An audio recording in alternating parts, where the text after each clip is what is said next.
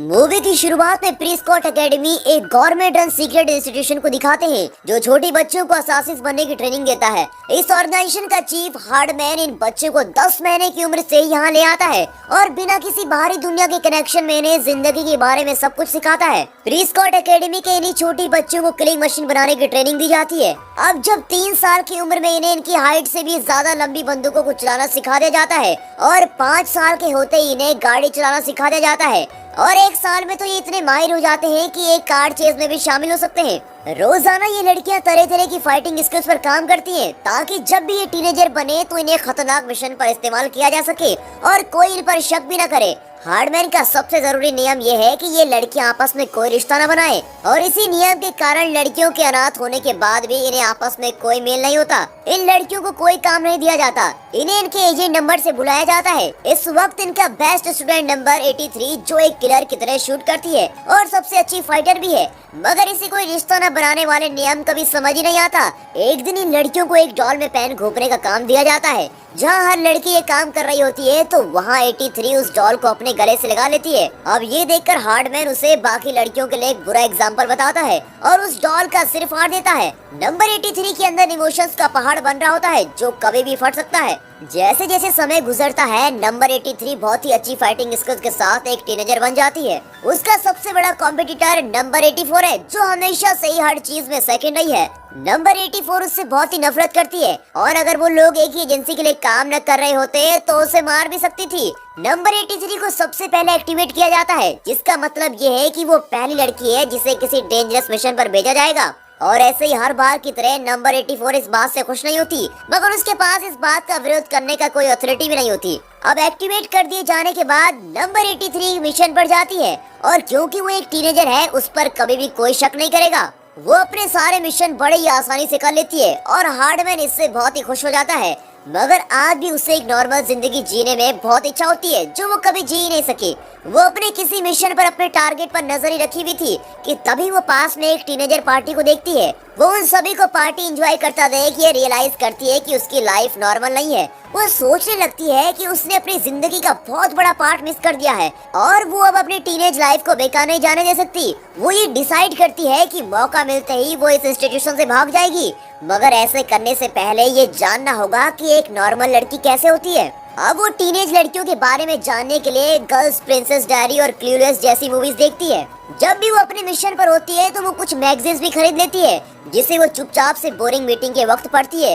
एक दिन उसकी यही आदत उसकी मुसीबत बन जाती है जब हार्डमैन उसे वो मैगजीन पढ़ते हुए देख लेता है और वो उसे एक इम्पोर्टेंट मिशन के बारे में बता रहा होता है। हार्डमैन उससे कहता है कि तुम्हारा अगला मिशन काफी खतरनाक है, तुम इसे सीरियस लो। फिर दिखाते हैं एक आर्म्स डीलर और माफिया की सबसे खतरनाक लड़की जिसका नाम विक्टोरिया है। उसे 8 घंटे पहले एक शहर में लोकेट किया गया है। हार्डमैन कहता है उसे 2 दिनों के अंदर जिंदा पकड़ना होगा, नहीं तो वो फिर से गायब हो जाएगी। नंबर 84 इस मिशन पर जाना चाहती है क्योंकि उसे लगता है कि ऐसा करने से वो हार्डमैन की फेवरेट बन जाएगी। अब कट करके दिखाते हैं विक्टोरिया एक कंस्ट्रक्शन जोन में 3 बंदियों के साथ मौजूद है जिन्हें वो बेइज्जत करके उनके मुंह से कपड़ा हटाती है और तभी अचानक फीमेल हॉस्टेज के मुंह से कपड़ा हटाने से पता चलता है कि वो नंबर 83 है और पलक झपकते ही वो नॉक्स पर अटैक कर देती है और उसके सारे आदमियों को मार गिराती है। अब वो नॉक्स को एक हुक से बांध देती है जो उसके ऊपर जा रहे एक एरोप्लेन से बना होता है। उन दोनों को ऊपर खींच लिया जाता है और नंबर 83 का मिशन पूरा हो चुका है, मगर नॉक्स के पास अभी भी उसकी बंदूक है जिससे वो नंबर 83 पर शूट करती है। नंबर 83 चाकू से रस्सी काट कर नीचे नदी में गिर जाती है और नॉक्स को ऊपर प्लेन में खींच लिया जाता है। जब हार्डमैन नंबर 83 को नहीं देखता तो वो उसके हाथ पर लगे एक डिवाइस के थ्रू कनेक्ट करने की कोशिश करता है। नंबर 83 नदी से निकलकर हार्डमैन को सुन लेती है, मगर उसका कोई जवाब नहीं देती क्योंकि उसके पास यहाँ से भागने का इससे अच्छा मौका नहीं हो सकता और ये उसके पास आखिरी मौका था यहाँ से निकलने का, इसीलिए वो उस डिवाइस को फेंक देती है। वह एरोप्लेन में हार्डमैन को बताया जाता है कि नंबर 83 से उन्हें कोई भी ऑडियो या विजुअल नहीं मिल रहा। वो उसे इनएक्टिव डिक्लेयर करके विक्टोरिया से पूछताछ जारी रखता है। कट करके दिखाते हैं कि नंबर 83 एक न्यू आइडेंटिटी बना रही है जिसका नाम मेगन रखती है। वो न्यूटन शहर में एक हाई स्कूल में एडमिशन ले लेती है और रहने के लिए एक वेबसाइट के जरिए एक परिवार को खोज लेती है। एयरपोर्ट पर वो परिवार उसे वहाँ लेने आता है। इनमें से एक माँ है जिसका नाम मिसेस लार्सन है, उसका बेटा पार्कर है और उनकी सरकास्टिक टीनेज बेटी लिज है। लिज उसके वहाँ आने से खुश नहीं है और उसके साथ एडजस्ट होने में भी उसे बहुत दिक्कत होती है। उसे वो बातें अजीब लगती है कि मेगन नॉर्मल सी चीजों जैसे स्कूल बस में बैठने के लिए काफी एक्साइटेड होती है, मगर फिर भी अपनी माँ को खुश करने के लिए वो मेगन की मदद करने के लिए तैयार हो जाती है। अब कट करके दिखाते हैं कि स्कूल के पहले ही दिन मेगन बड़े अजीब कपड़ों में आती है, जिससे सभी उसको घूर रहे होते हैं। उसे वहाँ आए कुछ ही देर हुई होती है कि एक बदमाश लड़का जिसका नाम गूच है उसे ताजा माल कहकर पुकार रहा होता है और इसी पर सब उस पर हंसने लगते हैं। उसे बेहतर महसूस करने के लिए लिज उसे पहनने के लिए थोड़े अच्छे कपड़े देती है।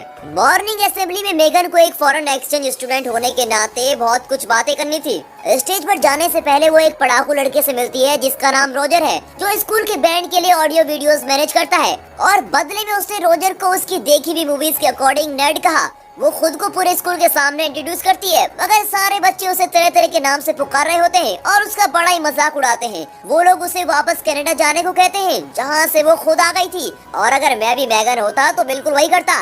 और जब वो लोग जोर जोर से चिल्लाने लगते हैं तो स्कूल का बैंड लीडर कैश एक गाने से सबको चुप कराता है। कैश स्कूल का सबसे पॉपुलर लड़का है और उसे बहुत लोग पसंद करते हैं। मेगन को भी कैश बहुत पसंद आने लगता है। अब लंच ब्रेक के वक्त कुछ चीयर लीडर्स उसे उनके साथ खाने के लिए बुलाते हैं, मगर मेगन उसकी देखी हुई मूवीज के अकॉर्डिंग उन्हें मतलबी समझती है और मना कर देती है।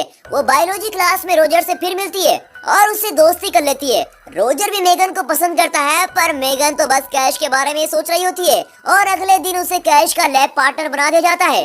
अब क्लास की लड़कियां मेगन से कोई दूसरा पार्टनर बनाने को कहती है ताकि वो खुद कैश का पार्टनर बन सके। सारी लड़कियां कैश के लिए प्यासी जो रहती हैं। क्लास के बाद वो लड़कियां मेगन से कहती है कि कैश को वो लड़कियां पसंद है जो स्कूल के मास्कोट का रोल प्ले करती हैं। अब मेगन बेचारी भोली उन पर बड़ी आसानी से विश्वास कर लेती है और ये नहीं समझ पाती कि वो लोग उसे फंसा रहे हैं। मेगन ऑडिशन के लिए जाती है और तुरंत उसका सिलेक्शन भी हो जाता है और उसे अगले गाने की प्रैक्टिस के लिए बुला ले जाता है। कट करके दिखाते हैं कि प्रैक्टिस के दौरान कुछ मास्क पहने हुए आदमी उसको किडनैप करने की कोशिश करते हैं, मगर मेगन अपनी फाइटिंग स्किल से सबकी धुलाई कर देती है और ये देखकर सभी लोग बिल्कुल चौंक जाते हैं कि ये इतनी अच्छी फाइटिंग कैसे कर रही है।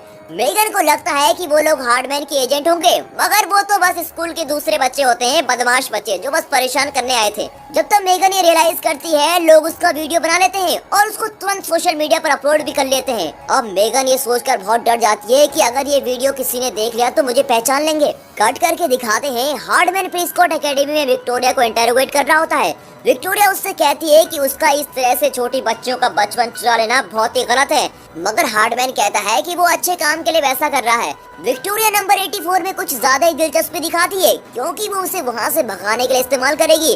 अब बहुत जल्द मेगन का वायरल वीडियो मिल जाता है और वे ये सोचते हैं कि मेगन अब किसी राइवल ग्रुप के लिए काम कर रही है। कट करके दिखाते हैं कि अगले दिन सभी लोग मेगन की फाइटिंग स्किल्स के बारे में बात कर रहे होते हैं। वो रातों रात स्कूल की सबसे पॉपुलर लड़की बन जाती है। जब कैश उसे स्कूल के बाद अपने बैंड प्रैक्टिस में बुलाता है तो उसका दिन तो और अच्छा हो जाता है। वहाँ पहुंचकर वो रोजर से मिलती है और कैश के आने तक उससे बातें करती है। रोजर को मेगन की पर्सनैलिटी बहुत ही पसंद है और वो उससे कहता है कि उनमें बहुत कुछ कॉमन है, मगर मेगन कैश के बारे में इतना ज्यादा सोच रही होती है कि वो समझ ही नहीं पाती कि रोजर उसे पसंद करता है। अब गूच अपने घर पर एक हाई स्कूल पार्टी रखता है और मेगन को भी इसमें इनवाइट कर दिया जाता है। मेगन ये सुनकर कुछ ज्यादा ही एक्साइटेड है क्योंकि उसने कभी पार्टीज एंजॉय नहीं की और सिर्फ उसके बारे में सुना ही है। उस दिन घर जाते वक्त मेगन को प्रीस्कॉट एकेडमी के लोग किडनैप कर लेते हैं। हार्डमैन को ये लगता है कि वो किसी राइवल ग्रुप के लिए काम कर रही है और ये मानने को तैयार ही नहीं है कि उसे बस एक नॉर्मल जिंदगी चाहिए। वो उसे सच बोलने का इंजेक्शन देता है और देखता है कि वो सच ही बोल रही है।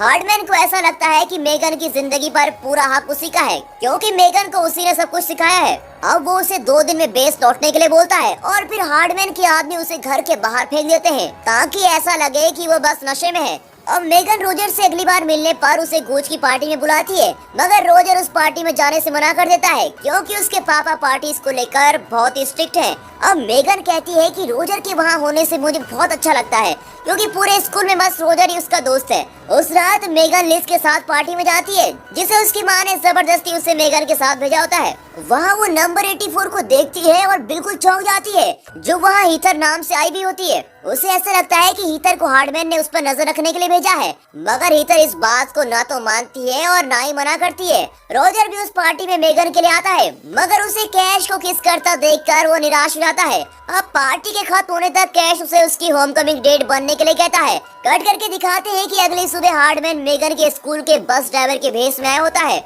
वो वहाँ मेगन को चेतावनी देने आया है कि विक्टोरिया प्रेस्कॉट एकेडमी से भाग गई है और वो उससे बदला लेने की प्लानिंग कर रही है। वो उसे प्रेस्कॉट एकेडमी वापस आने के लिए कहता है, मगर वो मना कर देती है। अब बाद में दिखाते हैं कि मेगन और लिज कार में स्कूल जा रहे होते हैं, तभी उन पर एक मास्क पहना हुआ असासिन अटैक कर लेता है। कार चेज करते वक्त मेगन लिज को अपनी जिंदगी की असल सच्चाई बताती है। कुछ देर के बाद दोनों की कार एक जंकयार्ड में क्रैश हो जाती है। अब वो असासिन कार से बिल्कुल गायब हो जाता है, मगर मेगन उसके परफ्यूम को सूंघकर बता देती है कि वो हीटर ही थी।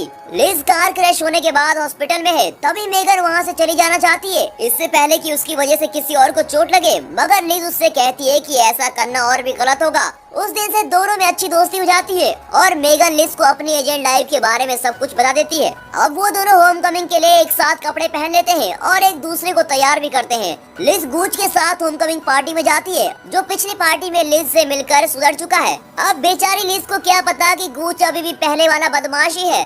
वही दूसरी ओर मेगन कैश के साथ जाती है। मेगन ने सोचा था कि वो रात बहुत ही खास होगी, मगर कैश तो उसे ठीक से बात भी नहीं कर रहा होता है। वो समझ जाती है कि कैश का पूरा ध्यान बस सबसे पॉपुलर होने में लगा हुआ है। मेगन कैश को छोड़कर अब रोजर के साथ जाती है और उसे डांस के लिए पूछती है, मगर रोजर भी उसे मना कर देता है। रोजर के मना करने पर हीथर चौंक जाती है और रोजर फिर हीथर के साथ डांस करने चला जाता है। दोनों लड़कियां रोजर के लिए लड़ने लगती है और पार्टी का सारा डेकोरेशन खराब हो जाता है। वे दोनों लड़ते लड़ते किचन में पहुंच जाती है और हीथर मेगन को चाकू से मारने वाली होती है कि तभी लिज चुपचाप से आकर हीथर के पैर में टूथपिक चुबा देती है और मेगन उसके सर पर मारकर उसको गिरा देती है। कट करके दिखाते हैं कि वो दोनों लड़कियां अपने घर जाती है, तो वहाँ विक्टोरिया और उसके आदमियों ने मिसेस लैडसन और पार्कर को बंदी बना रखा होता है। मेगन सबसे लड़ रही होती है कि उनमें से एक लिज को पकड़ लेता है। मजबूरन मेगन को परिवार की सेफ्टी के लिए सरेंडर करना पड़ता है, मगर फिर भी वो उम्मीद करती है कि हार्डमैन उसे बचाने जरूर आएगा। अब विक्टोरिया मेगन के भोले होने पर हंसती है।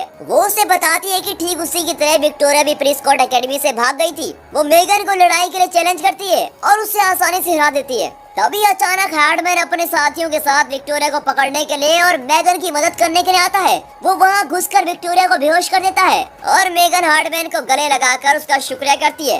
कट करके दिखाते हैं कि वो रोजर को उसके घर जाते वक्त रोकती है और उससे अपने साथ ले लेती है और ये मूवी यहीं पर खत्म होती है। And finally thanks for watching.